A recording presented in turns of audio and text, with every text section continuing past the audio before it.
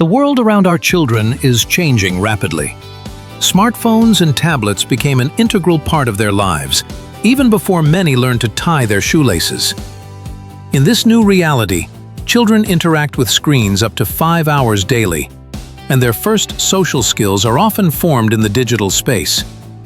How, in such conditions, does the ability to understand one's own and others' emotions develop? What happens to empathy when the interlocutor turns into a set of pixels? These questions are becoming critically important for parents and educators of the 21st century. The digital age has created a paradoxical situation. Our children are technically more connected to the world than any previous generation, yet many of them find it harder to establish deep emotional connections. Without nonverbal cues, facial expressions, tone of voice, body language, messages lose up to 90% of their emotional content. And this is just the tip of the iceberg of problems faced by children of the digital era. They were born with smartphones in their hands. That's often said about modern children. This is a generation that has never seen a world without the internet, social media, and instant access to information. According to recent studies, the average child begins to regularly use digital devices at the age of 2, and by the age of 10, spends up to 7 hours daily in front of screens. Digital natives perceive technology not as a tool, but as a natural habitat, like the air they breathe. For them, there is no division between online and offline life. It's a single reality with blurred boundaries. Such immersion in the digital world fundamentally changes the process of socialization. If before, children learned to read emotions by looking into the faces of interlocutors on the playground, today, many get their first social experience through a screen. Statistics show an alarming trend. Modern teenagers spend 30% less time in direct communication with peers than their parents at the same age. At the same time, the number of virtual contacts has increased tenfold. Traditional methods of developing emotional intelligence based on live interaction prove to be insufficiently effective in new conditions. A child accustomed to communicating via messengers may experience discomfort when needing to maintain prolonged eye contact or read subtle nonverbal cues. Digital natives think and feel differently. They are used to instant feedback, to the ability to edit their messages, and to control the impression they make. In real communication, where you cannot delete an awkward phrase or edit your reaction, many experience confusion. Their emotional experience is formed in conditions where most communications lack essential components: intonation, facial expressions, gestures. This creates a unique challenge for parents and educators. How to teach those accustomed to the simplified language of likes and emojis to understand the entire palette of human emotions. What makes us human in a world where machines are getting smarter every day? Emotional intelligence, that unique ability that artificial intelligence cannot yet fully replicate. This is not just a trendy term from business literature, but a complex system of skills that determines the quality of our lives and relationships. It is based on 4 key components that form our emotional competence. The first is emotion perception, the ability to accurately read feelings from facial expressions, intonation, and body language, as well as to recognize one's own experiences. The second is emotion utilization, the ability to use feelings to solve problems, for creativity, and for communication. The third is emotion understanding, recognizing complex emotional states and the cause and effect relationships between events and feelings. The fourth is emotion management, regulating one's own experiences and influencing the emotional state of others. These skills become crucial in an era when algorithms can replace many human cognitive functions. Daniel Goleman's research shows that emotional intelligence affects success in life much more strongly than IQ. 80% of leaders in various fields possess high emotional intelligence, and not just outstanding intellectual abilities. Observations of graduates from prestigious universities confirm. Not the brightest students often achieve the greatest heights, thanks to developed skills in empathy and emotional self-regulation. In the digital age, these abilities take on new meaning. When most communication occurs through screens, the ability to recognize emotional nuances becomes both more difficult and more important. Children growing up in a world of technology need special support to develop these skills. The paradox of modern communication is striking in its obviousness. Never before have people had so many opportunities to communicate, and never have they felt so disconnected. In an era where every child has access to dozens of communication channels, the quality of emotional interaction is rapidly declining. We observe the phenomenon of loneliness in a crowd. Thousands of contacts on social media and not a single person with whom one can share true feelings. Studies show a shocking fact. Up to 93% of emotional information in communication is conveyed non-verbally, through micro-expressions, tone of voice, body posture. In digital communication, these channels are practically absent. A child sending the message, "Everything's fine," might be holding back tears at that moment, but the interlocutor will never know. A typical situation in teenage correspondence: "How are you?" "Fine." And the dialogue ends. Although behind this "fine," a whole range of unspoken emotions might be hidden. One of the most common communicative failures in digital communication is the misinterpretation of neutral messages. The absence of emojis or exclamation marks is often perceived as coldness or irritation, even though the sender might not have intended such a meaning. Short replies are interpreted as an unwillingness to communicate, and a delay in responding as ignoring.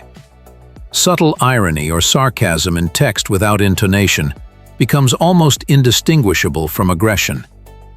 Even the use of capital letters can be perceived as shouting. These communicative traps are especially dangerous for children, whose emotional intelligence is still developing.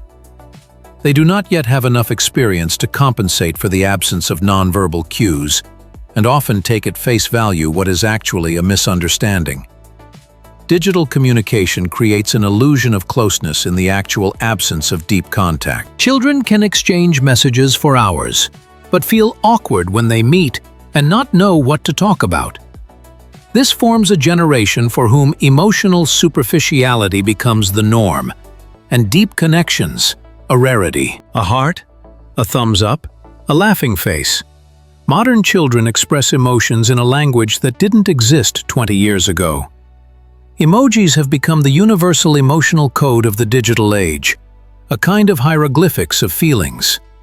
Every day, users send over 10 billion emojis, and for many teenagers, they are no longer just an addition to text, but an independent means of communication. But can standardized pictures convey the full complexity of human experiences? Studies show that the same emoji can be interpreted differently even by close people. What the sender considers a friendly smile, the recipient might perceive as sarcasm. This ambiguity creates new barriers to understanding the true feelings of the interlocutor. Likes and reactions on social networks form a special emotional economy, where attention and approval become currency. Children learn to measure the value of their actions, thoughts, and even appearance by the number of hearts and thumbs-ups received. This leads to the formation of dependence on external validation and the blurring of the line between real emotions and their digital expression. Psychologists note a disturbing trend.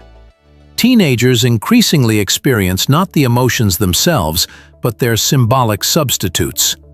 Joy turns into a laughing face, anger into a red face with horns, and complex feelings that lack a standard designation simply fall out of the emotional vocabulary. The standardization of emotions through a limited set of symbols leads to the impoverishment of emotional experience. But there's another side to this coin. For children with developmental features, for example, those with autism spectrum disorders, emojis become a valuable tool for learning to recognize basic emotions. The clear connection between a symbol and a feeling helps to structure emotional experience.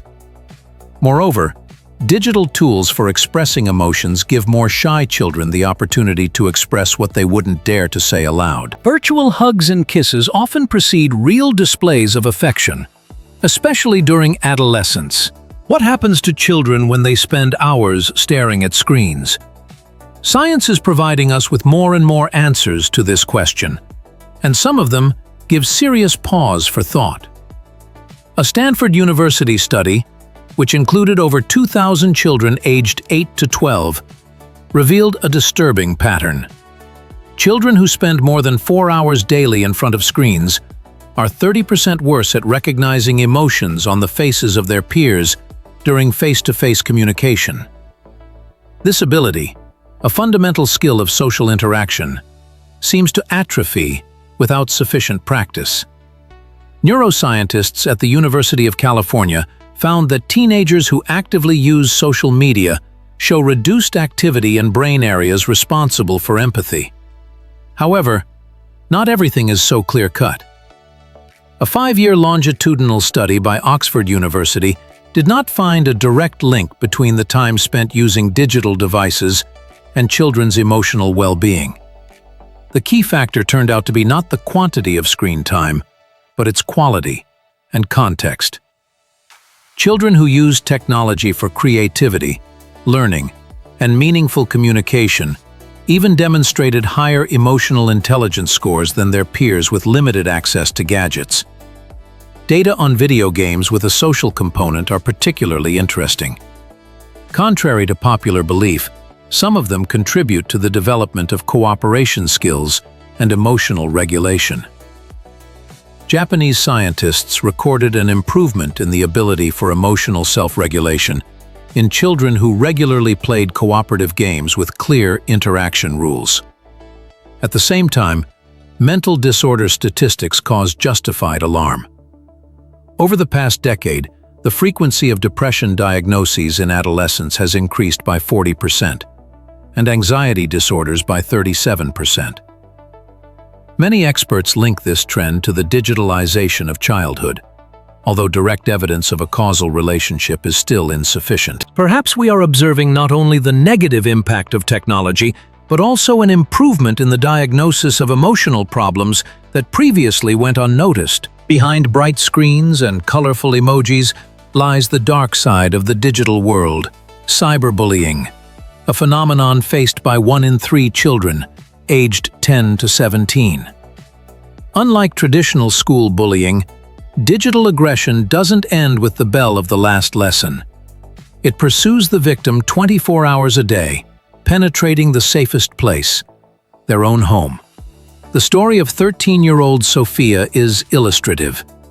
After an unfortunate photo was posted, classmates created a group chat where they mercilessly ridiculed her appearance.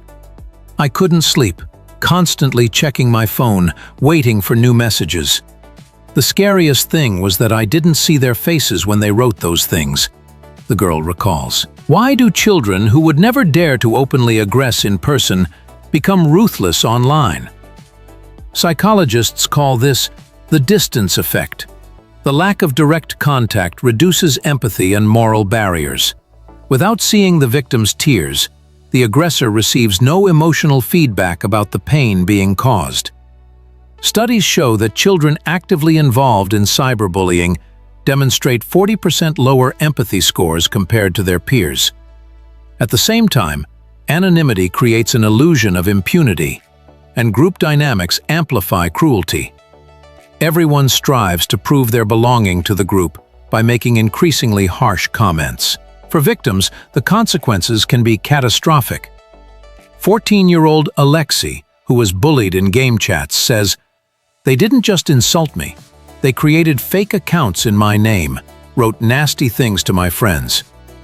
At some point, I believed that there really was something wrong with me." Paradoxically, digital aggressors often themselves become victims in this vicious circle of violence. The psychological profile of a typical cyberbully shows that behind the mask of online cruelty often hides their own insecurity and traumatic experiences. Video games make children violent. This stereotype has haunted the gaming industry for decades. However, modern research paints a much more complex picture. Virtual worlds are becoming not just entertainment, but also a unique laboratory for emotional development. Today, there are dozens of games specifically designed to train empathy and emotion recognition. Journey, Life is Strange, Sea of Solitude. These projects immerse the player in emotionally rich situations that require a deep understanding of the character's feelings. Researchers at the University of Wisconsin found that children who regularly play such games show a 20% improvement in emotional intelligence skills in just 3 months. Neuroscientists record the activation of mirror neurons, brain cells responsible for empathy, when players observe the emotional experiences of virtual characters. This means that the brain reacts to digital emotions almost the same way it does to real ones. Role-playing games, where decisions must be made on behalf of a character, prove to be particularly effective. 11-year-old Misha, a study participant, says, "After playing Life is Strange, I started to notice more when my friends were upset, even if they didn't say anything." Parents can turn a child's passion for video games into a development tool by asking the right questions. What did your character feel in that situation? Why did the other character react that way? What would you have done in their place? Such discussions help transfer virtual emotional experience into real life. It is important to remember that not all games are equally beneficial. Research shows that cooperative games, where success depends on interaction with other players, develop emotional intelligence more effectively than competitive shooters. Virtual worlds can become a safe platform for emotional experiments. A place where a child learns to understand the consequences of their actions and decisions for others, even if digital. Personalities. This is especially valuable for children experiencing social anxiety and real communication. Here, they can practice communication skills at a comfortable pace, gradually transferring them to offline interaction. In a world where technology has become an integral part of children's lives, innovative digital solutions are emerging, specifically designed to develop emotional intelligence. These tools transform screens from barriers into bridges for understanding emotions. The Emotional Palette app helps children aged 4 to 8 recognize basic feelings through interactive games. The child observes animated characters in various situations and determines what they are experiencing. The program's unique feature is that it adapts to the child's developmental level, gradually increasing the complexity of tasks, from simple emotions like joy and sadness to more complex ones, such as embarrassment or pride. Parents note that after several weeks of use, children begin to better understand not only digital characters, but also real people. For teenagers, the EmoChat platform has been developed, where communication requires users to indicate their current emotion before each message. This prompts users to consciously determine their emotional state and consider the feelings of their interlocutor. Research shows that regular use of such a tool reduces the number of conflicts in online communication by 25%. Of particular interest are virtual simulators of social situations. The Social Navigator program immerses a child in typical scenarios: meeting new people, resolving conflicts, working in a team. In a protected virtual environment, one can try different behavioral strategies and immediately see their consequences. For children with autism spectrum disorders, specialized applications with facial recognition technology have been created. The device's camera analyzes the facial expressions of the person opposite and prompts the child what emotion that person is experiencing. Over time, users learn to independently notice key signs of various emotional states. However, digital tools have their limitations. A Stanford University study showed that they are most effective when combined with traditional methods: live communication, reading fiction, and joint games. Technologies can supplement, but not replace, real emotional experience. When choosing digital tools for developing emotional intelligence, parents should pay attention to age appropriateness, the scientific basis of the methodologies, and the possibility of their own participation in the process. The most effective programs are those that become an occasion for lively discussion and joint activities between adults and children. Being a parent in the digital age is a task that requires new approaches and tools. Modern mothers and fathers find themselves pioneers, raising children in conditions unknown to any previous generation. How then can we help a child develop emotional intelligence when a significant part of their communication occurs through a screen? The first step is regular digital debriefings. After a child has spent time online, create a space to discuss the emotions they experienced. Instead of the usual, "How was school?" ask, "What made you happy in the game today? Was there anything in the chat that upset you?" These questions help children learn to reflect on their digital experiences and connect online events with real emotions. The second strategy is co-using technology. When parents and children watch videos, play games, or communicate online together, a unique opportunity for digital mentorship arises. Comment on characters' emotions, discuss motives behind actions, and ask questions like, "Why do you think this YouTuber reacted that way? What is the game character feeling at this moment?" Special attention should be paid to the balance between digital and real life. Create family rituals free from gadgets. Shared dinners, walks, board games. These moments of digital detox become invaluable practice for live emotional interaction. An important aspect is modeling healthy digital behavior. Children learn not from words, but from examples. If you constantly check your phone during a conversation, your child will learn that interrupting live communication for notifications is normal. Demonstrate conscious use of technology. Articulate your emotional reactions to digital events out loud. Imagine a school where virtual reality doesn't distract from learning, but becomes its key tool. Such educational spaces already exist. At the innovative Digital Horizon School in Singapore, students don VR headsets not for games, but for immersion in emotional simulations.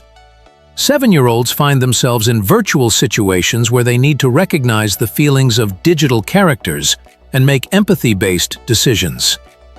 The technology tracks the child's eye movements and facial expressions, assessing how accurately they read emotional signals. The results are impressive.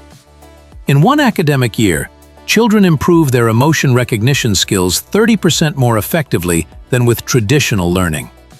In the Finnish school Empathy Plus, digital technologies are integrated into the daily life of classrooms. Children wear special bracelets that measure physiological stress indicators. The data is anonymously displayed on a shared screen, allowing teachers and students to see the emotional climate of the class in real time. This helps children understand the connection between group dynamics and individual experiences. The American educational program, Digital Mirror, uses augmented reality technology to teach teenagers emotional self-regulation skills. Special glasses overlay color indicators onto the image of the interlocutor, suggesting to the student what emotions they are experiencing. Over time, the prompts gradually disappear, and the teenager learns to independently recognize emotional signals. Pilot projects show that this approach is particularly effective for children with social interaction disorders. It is important to note that all these innovative methods work only in conjunction with traditional practices for developing emotional intelligence. Technologies act not as a replacement, but as an enhancer of human interaction. In the most successful schools, digital tools are used selectively, constituting no more than 20% of the total learning time. The rest of the time is devoted to live communication, group projects, and creative activities. Scaling these approaches into mass education faces obvious obstacles: high equipment costs, the need for specialized teacher training, and data privacy issues. However, the pandemic experience has shown that educational systems are capable of rapid digital transformation with sufficient motivation. What will emotional intelligence be like in a world where technology develops at an exponential rate? This question becomes increasingly relevant as artificial intelligence learns to recognize human emotions. Already today, there are algorithms capable of analyzing microexpressions with an accuracy surpassing that of the average human. In the coming decade, we will witness the emergence of personal emotional assistants, programs that will monitor our emotional state and suggest self-regulation strategies. This creates a unique paradox. Technology simultaneously threatens traditional emotional intelligence and opens new avenues for its development. Children growing up in this world will interact with systems that understand their emotions before they fully learn to understand themselves. The key question for the future is not about opposing technology, but about achieving symbiosis with it. Artificial intelligence can become a powerful tool for developing emotional literacy if we consciously direct it along this path. Virtual interlocutors, tuned for empathetic interaction, can help children with developmental disabilities acquire social skills in a safe environment. However, technology will never replace genuine human contact. The more digital the world becomes, the more valuable moments of true emotional connection will be. Our task is to create a future where high technologies serve the development of deep human relationships, rather than replacing them. Tomorrow's emotional intelligence is not just the ability to recognize feelings, but the skill to maintain humanity in a world of algorithms. Teaching children this balance is perhaps the most important educational task of our time.